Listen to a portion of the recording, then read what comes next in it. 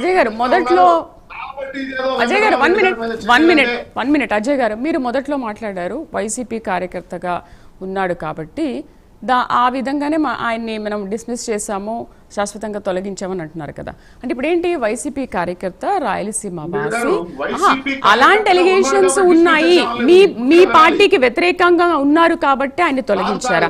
మరి మీరు గతంలో చేసినప్పుడు మీరు కూడా ఉద్యోగ సంఘ నేతల్ని కూడా మీరు కూడా అడ్డు పెట్టుకుని మీరు కూడా ప్రచారం చేశారు కదా, మీరు కూడా వాళ్ళకి అండగా నిలిచారప్పుడు.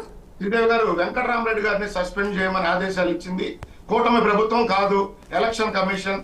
2024 18వ తారీఖు 4వ నెల ఆ రోజు ఉంది కూటమి ప్రభుత్వం కాదు, ఎలక్షన్ కమిషన్. ఈయన కాంట్రాక్ట్ రూల్స్ కు వ్యతిరేకంగా ఒక ప్రభుత్వ ఉద్యోగి ఉండి ఒక పార్టీకి ప్రచారం చేస్తున్నాడని ఎలక్షన్ కమిషన్ ఆయన్ని సస్పెండ్ చేయమని ఆదేశాలు ఇచ్చింది.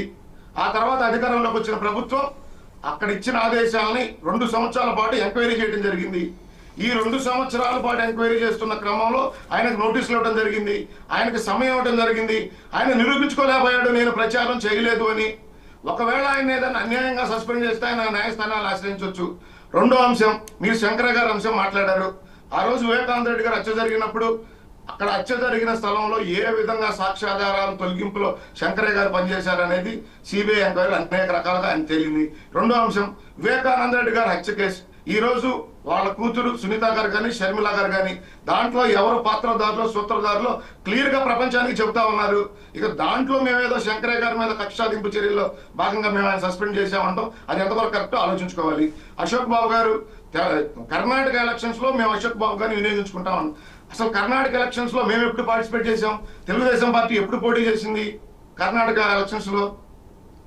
అశోక్ బాబు గారు ఆయన ఉద్యోగి గారు. విజయ్ గారు ఒకసారి విజయ్ గారు మాట్లాడతారు. సరే విజయ్ గారు సరే, మీరు కూడా అన్నారు కదా కర్ణాటక ఎలక్షన్స్ లో మీరు పక్కన పెట్టుకొని వాళ్ళతో ప్రచారం చేయించారు, అందుకని మీరు అప్పుడు తప్పు చేస్తే ఏం కాదు కానీ ఇప్పుడు మేము చేస్తే తప్పు వచ్చిందని అంటున్నారు.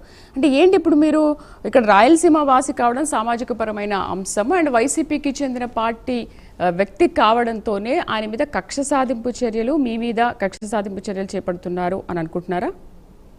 విజయ్ గారు, అజయ్ గారు, నేను విజయ్ గారిని అడిగాను. విజయ్ భాస్కర్ రెడ్డి గారు నమస్తే, చెప్పండి. నమస్తే అమ్మ, ఛానల్లో కూర్చున్న సభ్యులందరికీ ప్రేక్షకులందరికీ నమస్కారం.